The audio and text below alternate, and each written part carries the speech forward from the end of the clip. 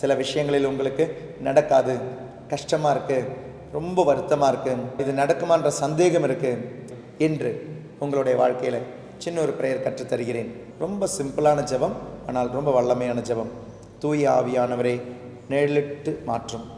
மறந்துடாதீங்க, தூய ஆவியானவரை நேரிட்டு மாற்றும். கன்னியை அன்னையாக மாற்றிய தூய ஆவியானவரை நேரிட்டு மாற்றும். தண்ணீரை திராட்சை ரசமாக மாற்றிய தூய ஆவியானவரை நேரிட்டு மாற்றும்.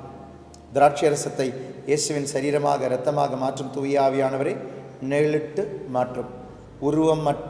உருவம் இல்லாமல் இருந்த ஒரு உலகம், மண் உலகம், வெறுமையாக இருந்த மண் உலகம், இருளாக இருந்த மண் உலகம், இதன் மீது தூய ஆவி அசைவாடிய பொழுது, நேரிட்ட பொழுது உருவமில்லாததற்கு உருவம் வந்தது, வெறுமையானதற்கு வாழ்வு வந்தது, இருளில் ஒளி இருந்தது.